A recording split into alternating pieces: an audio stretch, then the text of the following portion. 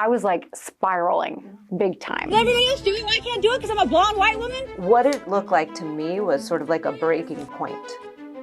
And the outcome of something, because we all experienced something during COVID, and a lot of people had an awakening type of a situation because of the level of breakdown. Oh yeah, no, absolutely. And I went, I was going through it. There's a rite of passage. It takes wild courage. Yes. Wild. Kind of like this. I'm always interested to see when there's two females here and I can just sit back and just see because you girls kind of sometimes, Really? sometimes, Wow. like female, I feel like some girls get along better with guys than they do with other girls in the beginning. Yeah. Do you get that? No, I think women perceive other women a lot of the time as a threat. And I think that when you get to a certain point in your existence, there are no more threats. So you just get to be you, and I think maybe you socialize, make friends and connections a little bit better. Does that come from confidence? Are you there now at this point in your life? I think so. Yeah, I think it comes from confidence, but it also comes from running in circles where I'm not the smartest person in the room anymore, and I'm not the coolest person anymore, and I'm not the most important person in the room anymore. Not that I ever was, but it just when you level up like that, I enter every room just like absolutely gracious and like ready to be. So let's talk about leveling up. You just got off a plane last night, right? And I follow you on social media. We're friends, off the air. Rooms. You've been in some crazy rooms over the last number of years. You were at Mar-a-Lago this past couple of days. So just paint a picture for us. Like, what is that whole scene like? Is it true like Trump comes in, he's like playing DJ? And like, what is the whole scene at what's happening there? How do I explain Mar-a-Lago? First of all, it is so much fun. It is probably one of the funnest places I have ever been or will ever go. It's like every night there is some kind of party or event or gathering or dinner going on. And it's a combination of a couple different things. So, of course, there are all of the political functions and the fundraisers that happen. And the season in Palm Beach only happens from like October to May. So it is a very tight window. So when I say that there is literally something or multiple things going on every single night across the island and in Palm Beach proper, that could not even begin to be an exaggeration. So I almost get down there and I feel like it's kind of like Vegas for me at this point, just because there's like so much going on. There's so many people to see. There's so many meetings I have to take. There's so many events. There's so many dinners I have to go to. So by the time that I am ready to leave Palm Beach, I'm like totally maxed out on my social battery and professional battery, but it's always an amazing trip, where you just come back with just tons of contacts and resources, and here are the moves that we're going to make, and here's what we're going to do next, and here's these people that I need to introduce to, and so on and so forth. So, I mean, it's always a worthwhile experience. But Mar-a-Lago itself is extremely fun. It's fascinating because, it's essentially like a White House in Florida. Even during Trump's presidency, he was going down there. So it's like, it's an exclusive club, right? One of the most exclusive places in the world. You've got to get invited, number one. And so what is it like? Is it like a dinner, a cocktail party, and then there's some sort of a fundraiser, and then do you sleep over there? Well, this was like kind of a big deal because I was actually invited to stay on property at the Trump estate, which is like unheard of. So it's a couple different things. So the first time I was there, and I've probably been there about 5 or 6 times now. The first time I was there, I was invited for lunch at the beach club. And of course you have to be invited by a member. That's step one. That's step one. That's what, yeah. And so all of a sudden I'm sitting there, I'm having lunch with senators, with billionaires, with, business scions, with people who are current candidates that are running for just about every office in every state across the country, major donors, big influential heads of different movements that are aligned. So, talk about, sitting down at the lunch table with a who's who of politics and business and industry and influence, just blew my mind. So that was like one of those things where I've done a lot of cool things in my career. I've been at it for, 23 years now. But that was one of those moments where I just sat down and I was like, whoa, this is... Okay, this is why I love how we work together, because you guys are friends, and actually our last guest, I was friends, and we don't tell each other anything. Obviously, I get to look you up. I get a link. What do you do? What are you doing there? What do I do? What don't I do, honestly, these days? So on paper, I'm a publicist, but my firm is a little bit different than a lot of the traditional agencies that you might meet around Phoenix. Yes, of course, we place coverage. We build people up and create their brand and their persona and their personality. But I have a business background that I think is a little bit more expansive than a lot of the other people in the Valley in particular. And certainly I have a lot of experience, now working with candidates and with politics. Mm-hmm. So I work as a consultant. I work as a fundraiser. I'm a connector. I help with businesses and brands, really from the writing it on napkin stage to development to launch. So I'm a partner and an investor in a few different businesses now. Things you wouldn't think that I'd be involved in, like a healthcare company, a tech event. So I've just, as I've gotten older and kind of, been through a lot of different things professionally, I've really learned to diversify my business involvement, which just, I used to be very laser focused on I want to do PR. I want to be the best PR person that's out there. I want to get all the stories. I want to do all this and I want to do all that. And I realized after the pandemic that was such a myopic way of doing business. I was destined to do a lot more. And when I just started saying yes to things that I normally would not have said yes to, and doors would just start opening, and every door brought another door that would open, and then that door would open. As a connector. Exactly. So when you find yourself in these spaces and places, and you get invited, he said, you have to be invited to this spot. Is it because of word of mouth? What has you now be called and say, hey, we want you there? And what are you doing there? Well, when you look at all the connections that people have, Arizona obviously is an incredibly important puzzle piece to the road to 2024 and beyond. So I think that Palm Beach and, by default, DC is very aware of people in Arizona that have a little bit of that muscle and that ability to kind of make things happen. And, Carrie Lake has been a friend of mine and a mentor of mine since I started out in the business. My first job in the media world was actually in television. I was a weekend anchor at CBS, and she was the only person who was nice to me. And so we just had a friendship for 20 years. And when I went through some personal stuff during the pandemic, she was still one of the only people who was I get you, I got your back, do what you got to do. She's I see the vision. And, sure enough, we both kind of went on different paths that were, better than we could have ever imagined. Got it. So the PR people that I know at a high level are very guarded and PC because they don't want to offend anybody in their personal life because they could lose clients, right? You are not guarded and you are not PC. I think the people that recognize you now on camera in our show have seen you in one way or another, and they've seen certain things that you've done. You are the least guarded person I know. You put yourself out there. Like I said, on social media, you're talking about Israel and Gaza and Palestine and whatever it is, the pandemic, and you're very involved. So you don't only represent politicians and do these things, you speak out yourself. Mm-hmm.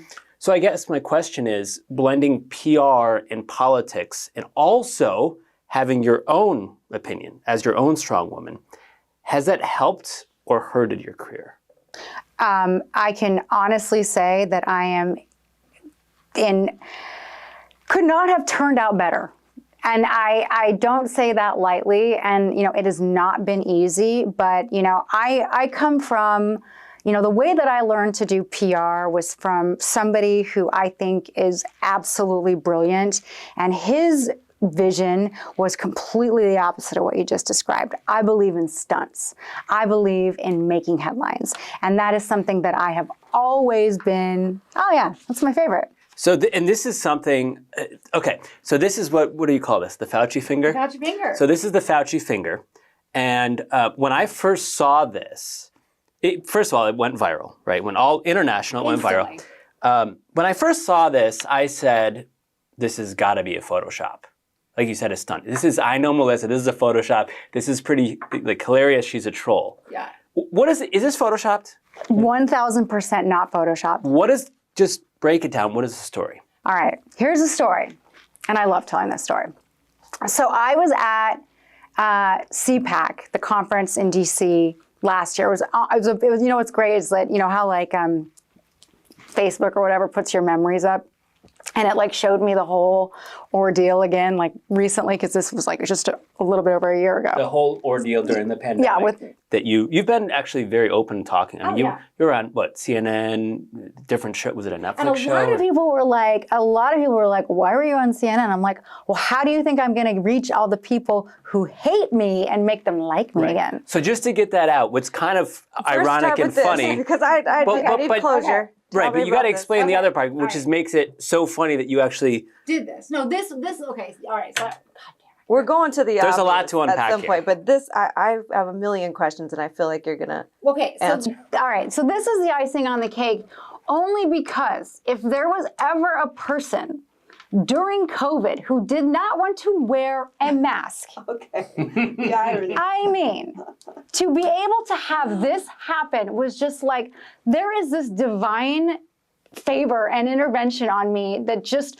understands my sense of humor so funny, because when this occurred in a restaurant in DC, I was like,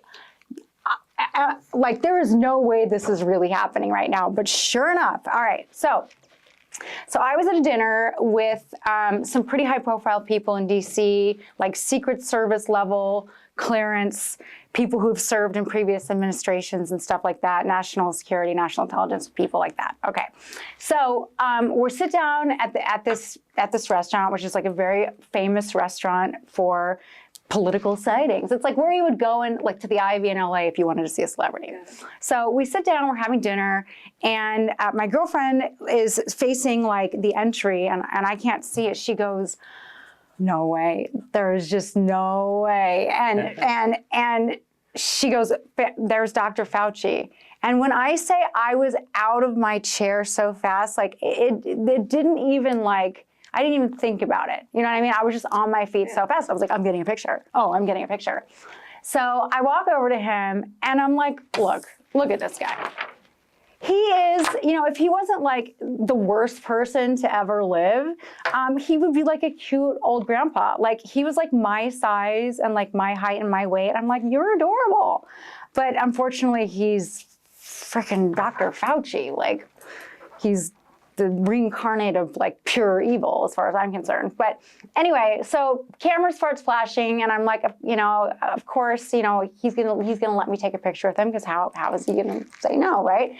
Interestingly, he was with Secret Service, but they were also fine with it. I guess he gave him the signal and was like, she can take a picture. And so I came in and just smiled, and then, just don't know where it came from, but I was like, I know what this is gonna look like when the picture gets taken and I get the picture back and I know what to do with it. So, got the picture, couldn't be prouder of how it turned out. But are you flipping him off? Oh yeah. That's what I'm flipping him off. Okay. But does he know? Does he just I'm sure obliviously? He does now. Oh, well, yeah. Yeah, I'm sure he does now.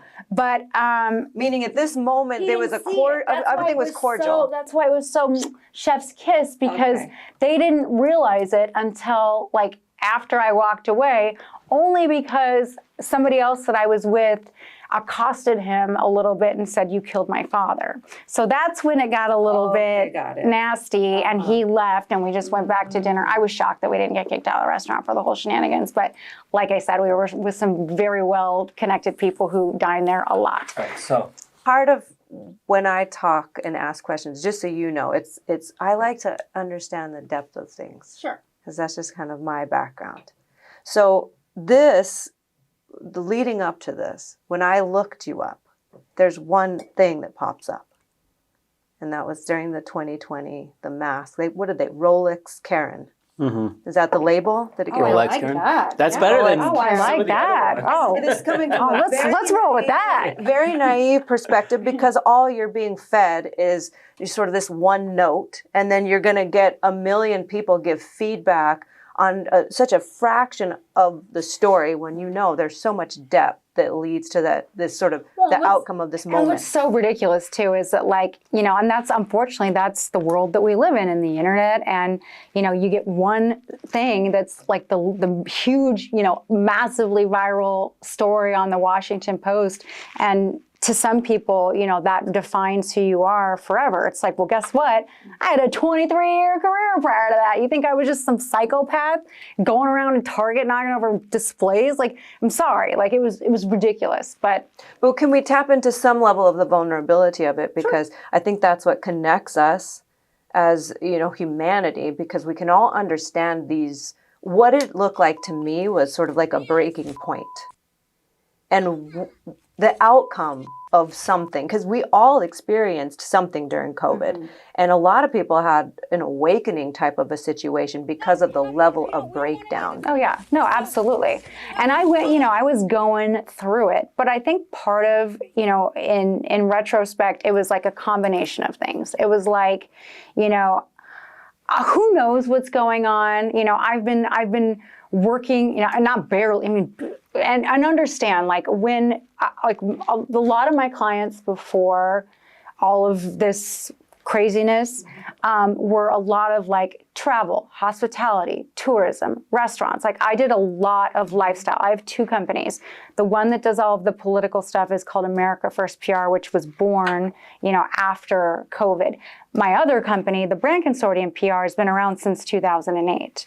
So when COVID hit, there was a 36-hour period where I just took phone call after phone call after phone call of, we can't pay you. We're like, literally, like, all of my income just like disappearing like overnight. And just like, not only that, not even the income issue, because that's not even the bigger thing. It's just, I'm really, really proud of my work and really passionate about what I do. I don't have kids, but I love what I do, and I stay very, very busy. The prospect of waking up on like a Wednesday morning or whatever it is and not going to work, and not having anything to do or anywhere to go was like, I was like spiraling big time, and a lot of people were like, oh, I get to be home and do nothing and hang out. I was like off the rails. I was like, no, I need to do this. I got to do this. I got to make these calls. I got to do this. It just was not like, my personality type is just very go, go, go. And, my purpose is, making things happen. And, all of that just stopped. And it wasn't, I know, and that's the other thing too. So like, there were a bunch of phone calls that I had with people, obviously, you're not doing anything for us. And then the other phone calls that I got from people were, oh yeah, we got something for you to do for us. And it's writing a bunch of press releases, talking about how we have to fire a bunch of people and lay a bunch of people off, and we need you to come in and deliver that message to people and help us. It was like. So many people can relate, especially if there's some type of purpose-filled life that you're, I would say, some level of attached to. Mm-hmm.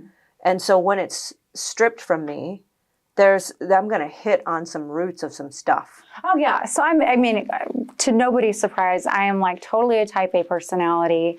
I'm overscheduled. I'm super organized. Like, the whole prospect of this thing is happening and you have absolutely zero control over it, I think was a really emotionally and mentally hard thing for me to deal with. So here you are in this moment in time, walking into Target, Well, let me back up a little bit, because I think it's really important to think about, this whole thing started in March. And I remember, the way that it happened, and I know a lot of people forget about a lot of like what went on during COVID, but I'm here to remind you. I've worked with government entities and corporations, that are very large for a long time. And, you don't just shut down everything like they did and be like, it'll be fine in 2 weeks. Like, do you know how long like something like, airlines or like major hotel chains take, to make a corporate maneuver like they did so quickly? Like, I knew immediately, this was not going to be a 2-week situation. Something much more sinister was happening, and we were going to be in it for the long haul. Okay. So, and of course, I, at first, being the good PR person, was, I wrote, some article for like some local publication here, like, we all need to be really good people, and like, let's all wear our masks and do the right thing, and blah, blah, blah, blah. Like doing what I think I should do as somebody who has some level of influence in the community. I'm like, that's the right thing to do. I don't necessarily agree with it, but you know what? I'm going to say the right things. I'm going to do all the right things. I think a lot of people did that at first. Like, I'll play a little game, like whatever. But as time went on, and can we cuss on here? Sure. Okay. And the fuckery continued, and got worse and worse and more unbelievable and more insulting. That's the biggest thing for me.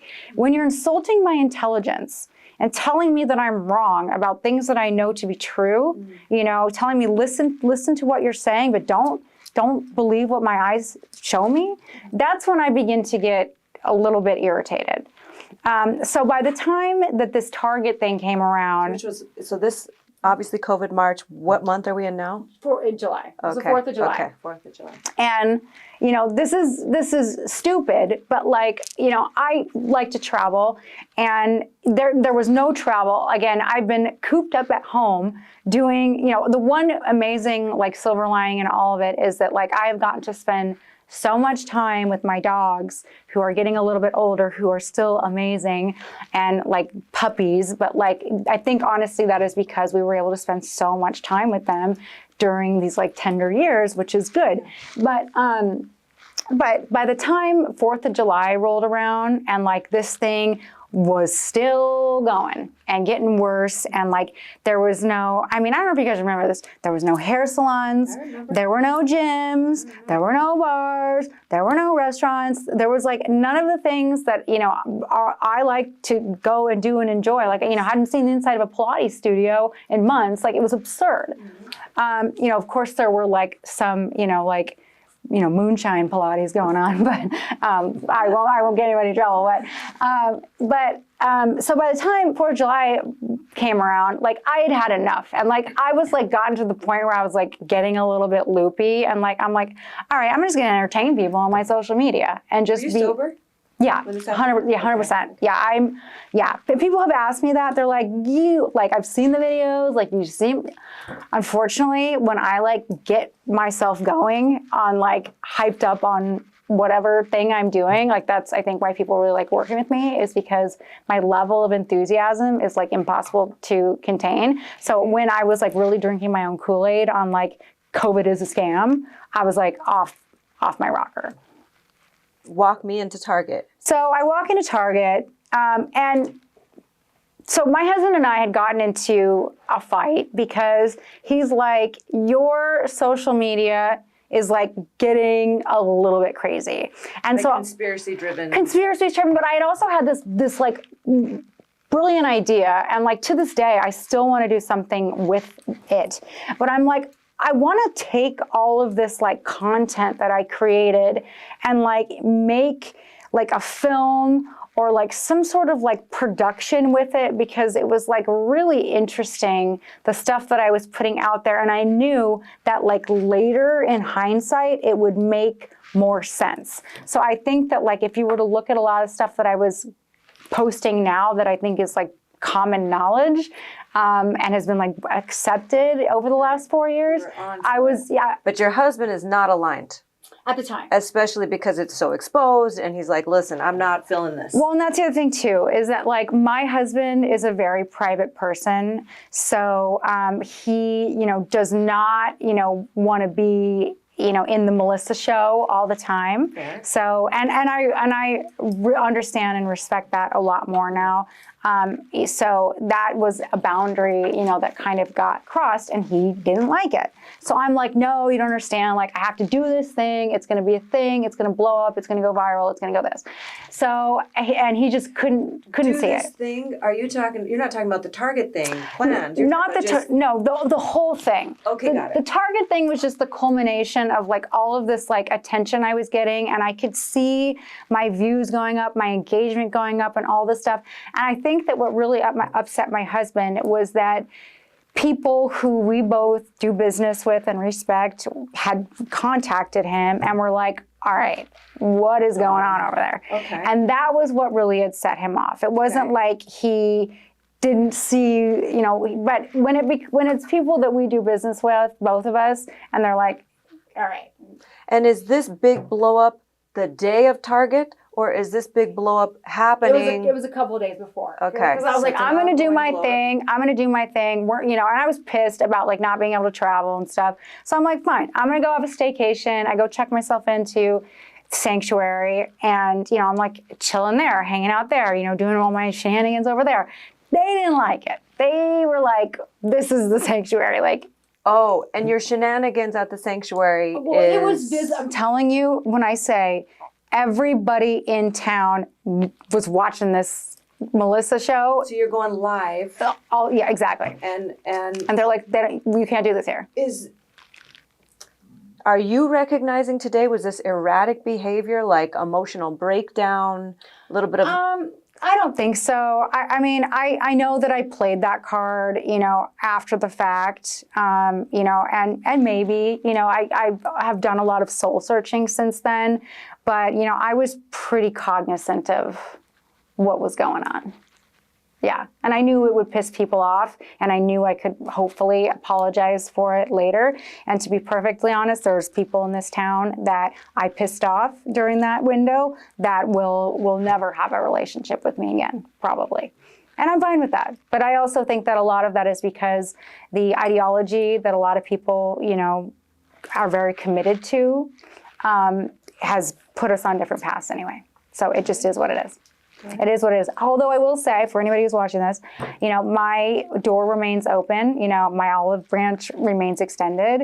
There's people who I had very, very close relationships with, professionally and socially, who I was very surprised, wanted absolutely nothing to do with me. I'm like, dude, we had lunch, a week before the pandemic started. And so you go into Target. So I knew Target. And I woke up that day, just like, pretty like livid, but also like, I'm halfway down, I'm already, my husband's pissed at me.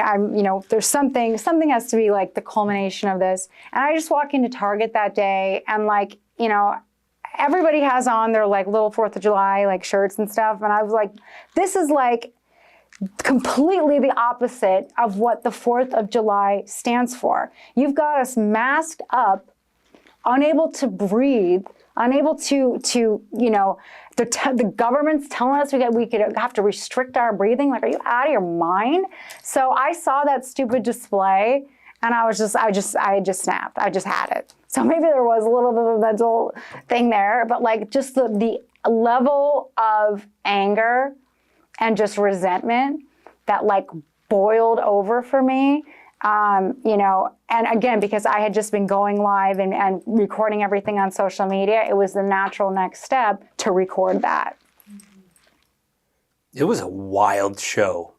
The whole thing. It was a wild. It was a wild. I mean, remember you were saying you were going to run for governor and everything. So my initial thought with knowing you was one of two things. Okay, it could be we've all had our moments. Just usually our moments are not public, right? Yeah, we've all had our moments. Right, we have. It could be like a mental thing. We've all had mental breakdowns to some certain extent. Or knowing Melissa and how smart she is and charismatic she is and really good at her job, this has got to be like a PR stunt. And it's like halfway brilliant, right? She's not actually physically hurting anyone, but this is like a kind of a brilliant PR stunt. I just had that conversation with somebody yesterday because somebody from Nashville asked me, he goes, what is Morgan Wallen's deal? I'm like, well, I think he probably has a substance issue, because he threw the chair off the roof in Nashville yesterday. And I'm like, well, let's think about the facts here. It's his buddy's brand new bar that just opened. And he threw the chair off the thing. It makes him look like a badass, makes him look like a gangster, for throwing the chair, and it gets his friend some publicity. He goes to jail for the night. He looks, like a thug, and he pays the $15,000, and that's it. Now he's got country street He's cred. an outlaw, right? But, and I said, what do you? My smart client said, what do you think of that? What do you think about something like that? I go, that breaks the cardinal rule of PR stunts, as far as I'm concerned. You cannot ever do a stunt that puts other people in danger. So if it is a victimless crime, and crime being the operative word, what I did was not a crime. It was not nice. And some people who, probably had to spend some extra time cleaning that up. However, there is a second part. It was kind of a crime. There was a second part of the video where I offered to buy every single one of those masks, put them in my cart, and because I honestly instantly I was like, oh, I really do feel bad for the ladies who have to clean this up, and they were not having any of that. So I want to ask you something. This fascinates me about you. 2 words, like scary and trauma. I've known a number of people through my show that have been through some crazy public stuff, whether that be an athlete or a politician or some sort of a celebrity. And they very often go hide in their little corner, in their little mansion, and they just kind of shut it down because they got enough cash and they're fine. And then there's certain outliers like you who don't do that you almost lean into it. You started doing interviews with CNN. You were on shows. The Fauci finger. Like you're here. You're agreed to come on our show and speak out. Did part of you get really scared during that? Because we're talking millions of impressions online. You're talking. I'm sure you got death threats. Oh, I'm sure you've got all really scary hate. People who publicly... The FBI had to get involved on one of them. I'm sure there's stories that you can't even tell that were like super, super, super scary. Because you tied in politics and you did tie in QAnon and Donald Trump. So like things got real weird. Part of me says, why not just go crawl into your little hole and be quiet and not appear publicly anymore and just kind of run your PR stuff sort of more as a business operator and not a public face? Well, I can tell you that being the public face has resulted exactly how I want it to, because I'm getting hired because nobody is a bigger expert in cancel culture than I am. Nobody knows how to navigate a crisis situation with the media better than I do and come back from it better than you were before. And clients know that I'm a fighter. And, I was right about the masks. We all know now masks are an absolute joke. And, what was I wrong about? Should I have made a mess in a store? Probably not. Was it something I would ever do again? If you've ever been to dinner with me or been anywhere publicly with me, you know that I treat staff, and wait staff with the utmost of respect. I'm a very generous tipper. I try to be as nice of a person, polite as I can, carry cash for the valet. That's just not who I am. But, so all of that being said, I've turned what could have been the worst thing in my life into something that has been an incredible strength. And you know what, I get it. That's why I started America First PR, which is a business that is essentially cancelable. I get it.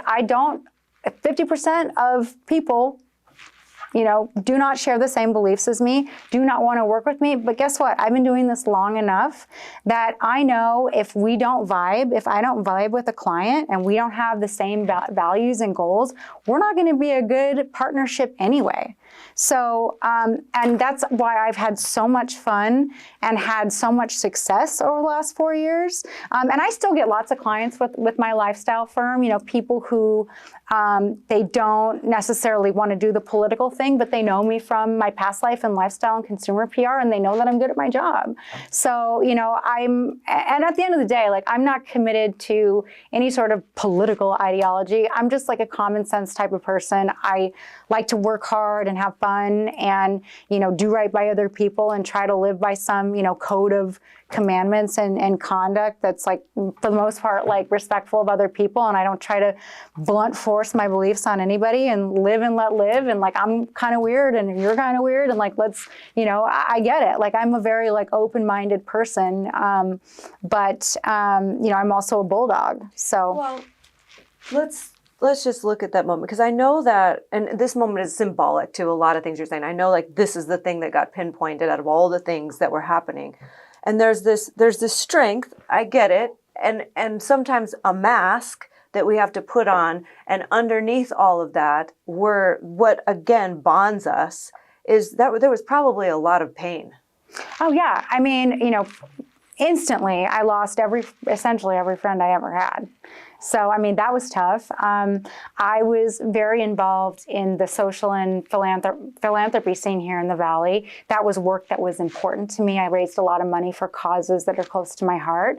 And I mean, instantly I was removed from all of those boards, all of those charities. That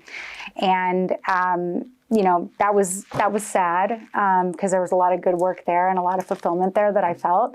What else? I mean, my family was incredibly supportive. My relationship with my husband was hard. That was a road, especially after it went like super viral. That when I say like kind of what was like the catalyst to the whole thing was somebody contacting him and being like, "What's going on here?" Imagine hundreds of thousands of people all over the world attacking him on social media, calling his business, where he's a partner, and calling his cell phone, bombarding him on social media. I mean, he's a very sensitive, private person, and he didn't deserve that. Not only my husband, pretty much every single person I ever knew or ever had a contact or a relationship with, all the way to my hairstylist's husband. There were people that like did so much digging on me. They were, harassing and sending. I can confirm what she's saying. Did you get some? Well, you were on my show about something totally different. We were talking about some issues in the city of Scottsdale before the pandemic. So, you're out there associated with my name and the blog, and we had attended, events and charity events and stuff together. Oh, yeah. It got so viral and crazy to the point where any person that she was associated to, at least online, was going to be attacked. Yeah. It got real weird. There's never any purpose that's valuable anyway for like regret, obviously, because that's a big burden to carry in life. And there's things that that's how, like, the best books that are ever written are from these like massive breakdowns of like, I'm going to be a little generic, but I mean this in the deepest way. Like, what is not love? And we go so far into the contrast of like, what is not that? And that's how we know what it is. Mm-hmm. And that's how we have our own language to describe, because that's such a unique experience. Mm-hmm. And when I watched it, I'll be honest, the first thing I was like, man, that feels like a lot of pain that you were in. Mm-hmm. And most people don't get that. They just see this outburst and it's so easy to judge people. But it's usually through the humility of those situations that we're sort of like, the greatest discovery is born. Well, and that's, I did a lot of that therapy and because I had a lot of those conversations, especially, when I was trying to explain why, because I'm a very, also, I might seem hard on the exterior, but I'm also a very sensitive and deep person. I get that about you. And so I spent a lot of time, going back to like, why. Because there's a lot of people out there who are like, okay, I'll just wear a mask. Like, this is fine. I won't go to work, blah, blah. And for me, what it brought up in me, and I talked a lot about this in a lot of different publications, was trauma that, and this is a very relevant conversation now, especially, but, my family survived the Holocaust. And so when I see the government acting in an authoritarian manner like they did, taking my ability to run my business away like that, or telling me I have to restrict my ability to do the one thing that keeps me alive and thriving, which is breathe every day. Something, deep in my psyche that I have never really dealt with, as a second generation American, obviously I know, where my family came from. It was very important for my dad when he was alive, to sit my brother and I down all the time and tell us, you have to understand, like, you are so lucky to be here. Like, your life is a lottery ticket that a lot of people, that we are related to that didn't have. I mean, 90% of my family in the Holocaust was killed. So I always grew up, believing that I had this one lottery ticket, to make something of. So that's why, when something like my business that I worked very, very hard from scratch, I came to Arizona, with literally my belongings in my back of my car, and went to ASU and got a job working on TV, and just was really in, a lot of the right place at the right time. Just, gratitude has just been such a huge defining factor of my life. And so, to have all of that taken away from me and have this just like sneaking suspicion that there was some sort of level of, just distrust that I've always had, with the government, and to see it happen in such a uniform manner, I was like, something is going on here that is not right. And so I had to unpack a lot of that, where that came from. And, I get it. Like, I had a lot of people being like, oh, COVID was like a vacation. I played tennis and I hung out all day. Was there ever for you, and I'm sorry, period, like, there's something really powerful to be said about a recognition of something, because even though you're right, you didn't physically hurt anyone, probably was a crime though, it was hurtful to watch on all sides, because I tend to see the depth of things. So I saw the trauma in you clearly, and I saw how hurtful that whole act was. People we're all so vulnerable in this time, and we're all doing our best. I mean, I clearly remember what I was going through. It was an internal meltdown, and ended up being the best thing that happened to me too, because we need to be sort of break all that stuff down. Yeah. But then there's these moments that we realize, like, I see that those actions, even though we're all just doing the best we can, there was no way it wasn't going to happen. Yeah. But I see that caused hurt. Oh yeah, no, absolutely. And I spent a lot of time, writing letters to people, apologizing. When I did a lot of these like interviews and stuff, I was very sincere in, saying I get why, what I did hurt you, or why, it upset you, or it might have triggered something in you that was upsetting. I get it, and I tried to make myself as, available for those type of conversations as I could.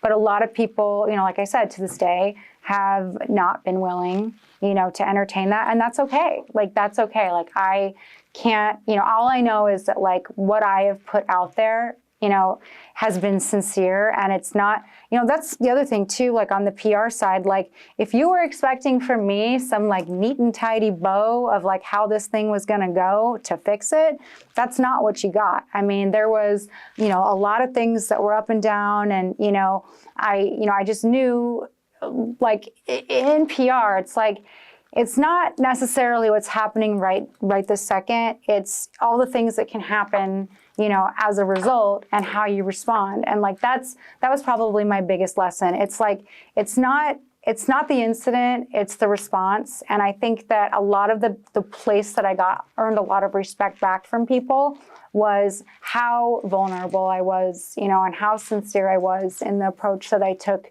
And that's the most relatable. And honestly, I find that, because I get that you're strong. I get that if I had some PR shit to do, this is the girl. I'm clear. And our biggest strengths, see if you relate to this, is from that, because nobody can take that. But it's the humility that causes the greatest strengths. Yeah. I appreciate the rebel. I talk about the rebel all the time. Mhm. You may not get this about me, but I'm a rebel. A little bit. I'm a rebel because it's like, don't tell me what to do. In fact, if you tell me I have to do it that way, I will do it this way just to show you. And I think there's something beautiful about that when everyone is considered, when loving kindness is considered. Now, I'm not going to conform, and I'm still going to love you though. You do you, but don't try to push me into you. You know, this show is about having freedom of speech and having a platform for these type of conversations. And it's sort of like asking a musician to like play her number one hit. It's like, I'm sure at this point you're probably sick of going through this story, but I think it's important. That's why I love this. It's important to not only tell the story, but to have this back and forth on sort of a deeper level of what was going on. And I don't think we get that or got that in a lot of like the little ads and publicity and TMZ and all the stuff that you were featured on. Yeah. We didn't really get to go kind of under the surface and find out what was going on with Melissa. So thank you for coming in and doing that. I've got just a couple boxes that I have to tick because I've been taking notes over here. But so you mentioned the Holocaust. And was it your great-grandmother? No, it's my grandmother and my grandfather on my dad's side. And wasn't your grandmother like a pretty prominent figure in all of this, or it was like a major, who was your grandmother? So my grandma's family, the reason why her story was so significant, and in, I think it was like 1989 or something, Spielberg personally came to her home and interviewed her and my dad, and my grandfather was still alive at the time, and wanted to keep their story. And the reason why is because my grandmother was one of the only surviving people who actually lived in the town of Ostwiecim, which is where the camp of Auschwitz was built.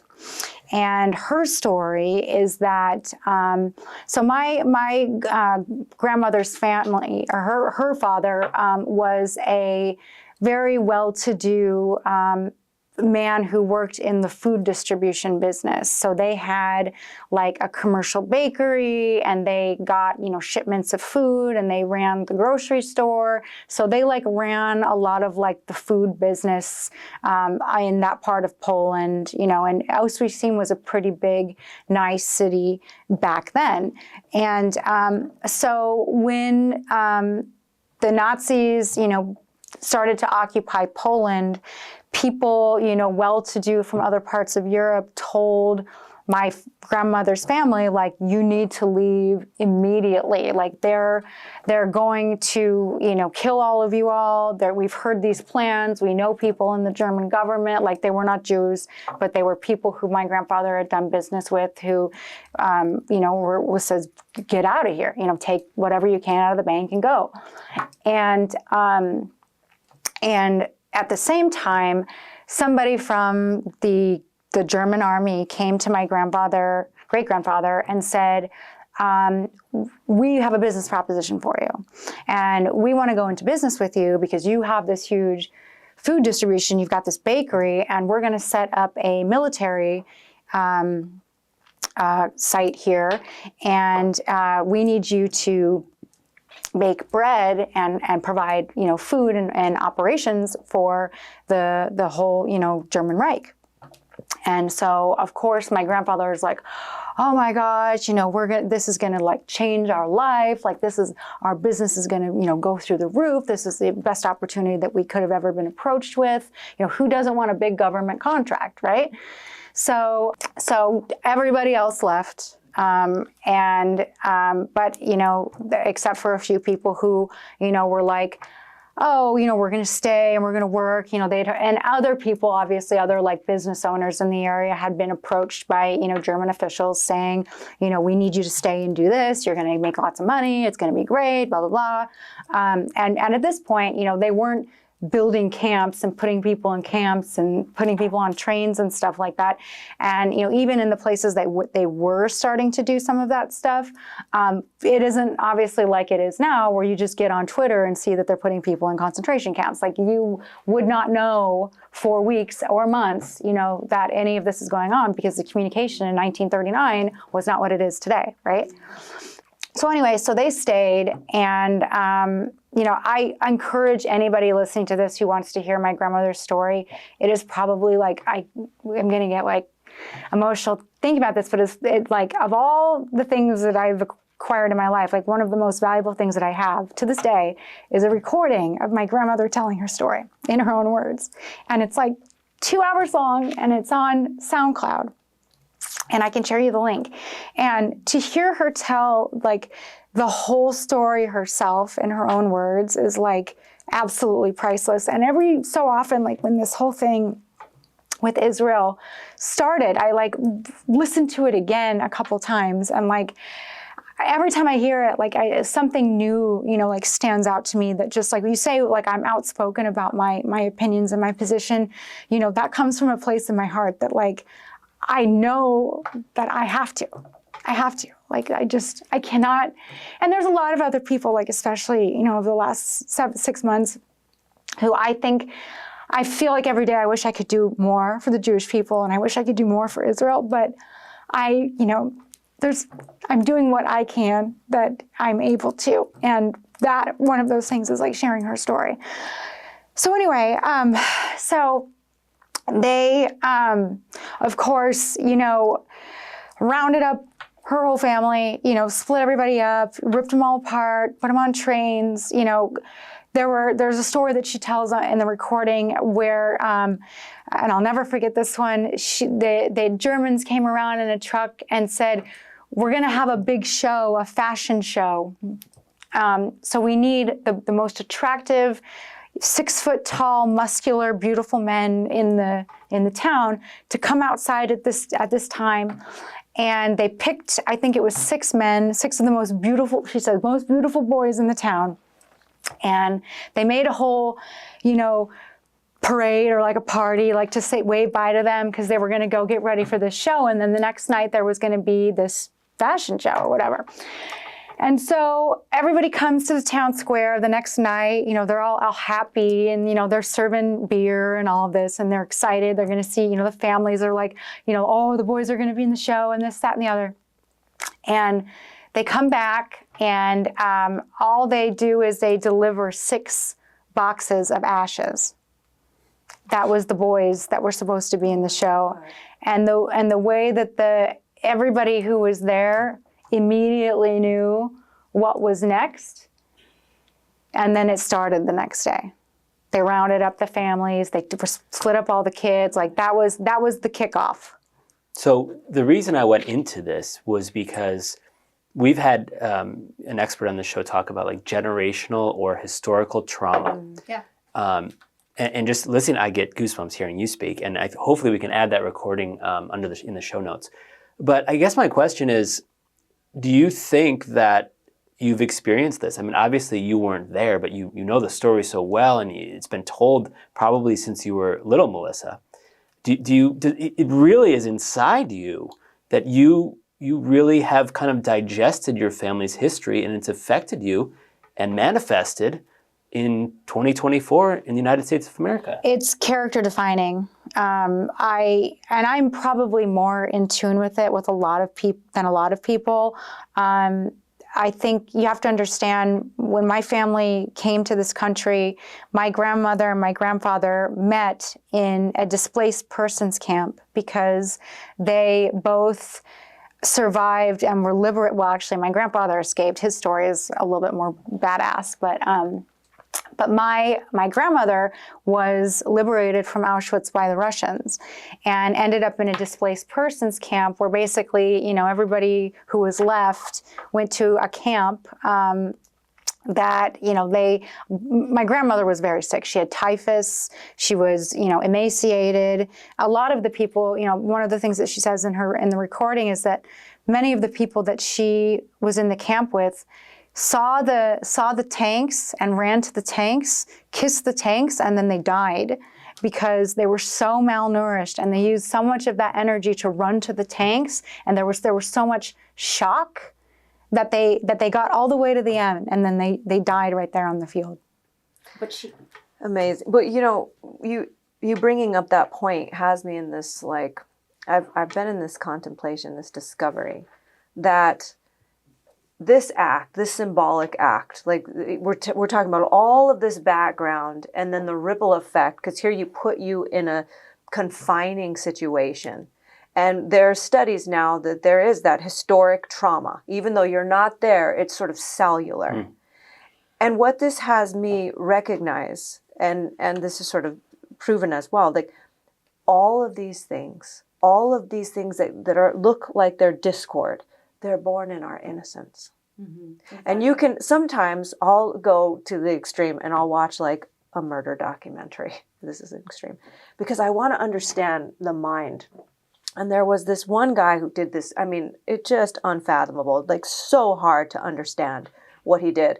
But these guys that were interviewing, they asked him in prison about his childhood. And he proceeds to tell them, and they check this out, like the trauma that he went through as a child. And so even though that behavior was unthinkable, it was born in his innocence. Well, let me explain a little bit more, like, and personally, I believe that every American Jew alive today, and certainly, you know, Jews in Israel and elsewhere around the world, has some degree of that generational trauma, whether or not they address it or explore it. And a lot of people, I mean, it is such a painful thing to acknowledge and deal with, especially, you know, in light of like what's happening now. It's a lot, you know, and I don't think as many people unpack it and deal with it as they should. It's something that has always weighed really, really heavily on me, especially as I've gotten older.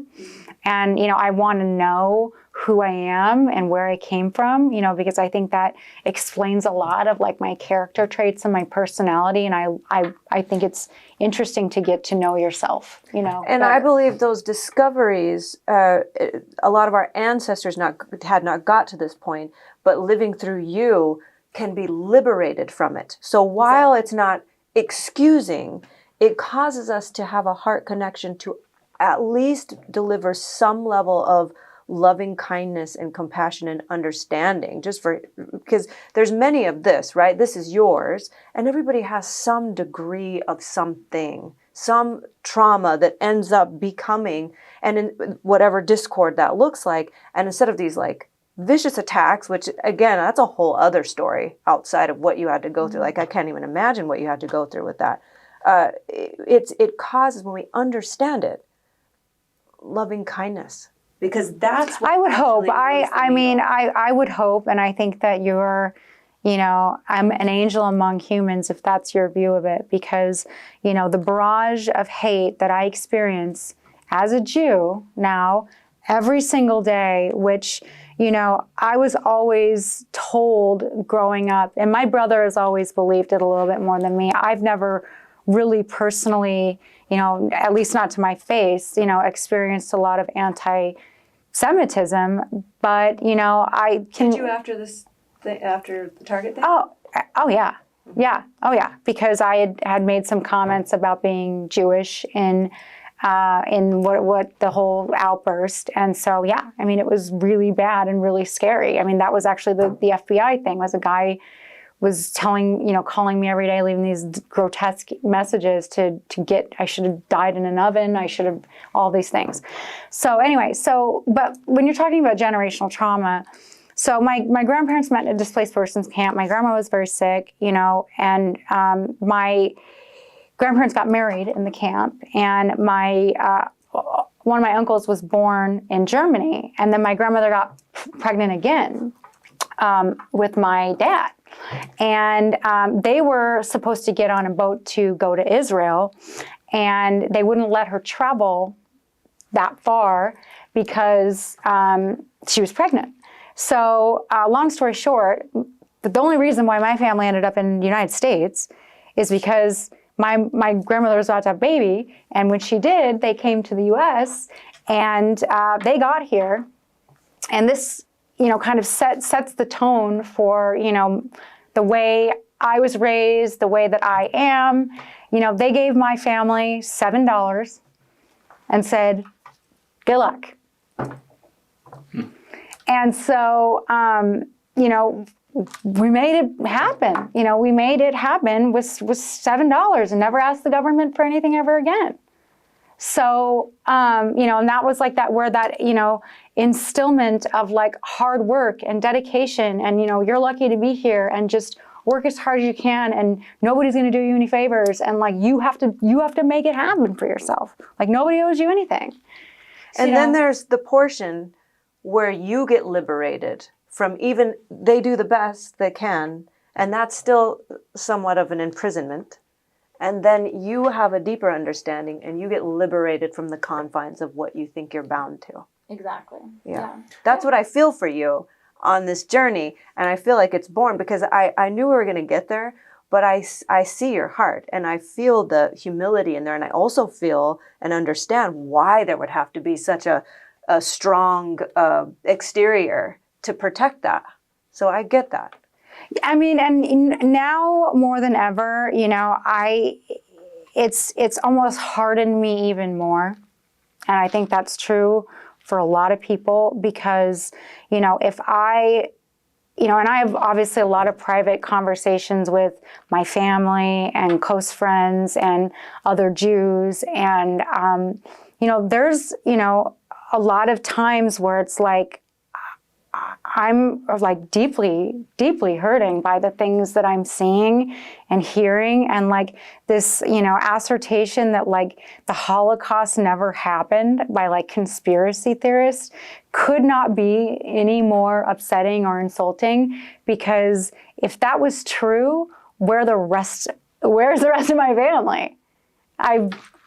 They're not here. I never met them. They don't exist, We could talk about we got to have you back on the show, but as Israel and Palestine and Hamas and that whole thing develops, I mean, we don't know where this is going. By the time that this episode is released, we don't even know where we'll be at. It's very scary stuff. Day to day is constantly changing. I want to end sort of where we began, and that's back one of my loves and one of your loves, and something that you're learning about, politics. And my question is this. We talk about trauma. And you might not agree with this, but a big portion of this country actually had trauma back during January 6th, right? We had on Jacob Chansley on the show, the QAnon shaman, and we talked a little bit about this. As someone that just got back from Mar-a-Lago, as someone that is tied into Donald Trump's circle, as someone that knows the heavy players in this game, if you will, if Donald Trump loses this election, what happens? I think that the identity of this country and the integrity of this country is fundamentally changed forever. It will never be the same. And are you worried about violence? I'm talking about the masses. And I'm being damn serious. I think Donald Trump is going to win. The momentum surrounding him, even the independents that I know who, believe in common sense and look at the last 4 years and say, whatever we've got going on now is not working, cannot continue. Biden is not a functioning human being. And I wouldn't hire the guy to run a lemonade stand, let alone the biggest corporation in the history of the world. She's such a good PR woman. But my question is really like, wake up and all of a sudden the ballots are all counted. And Joe Biden is the next president of the United States. The Trump world, the MAGA world, the January 6ers out there, aren't you on some level, you can even take your political hat off, on some level, scared? I think that it's possible. But anything is possible.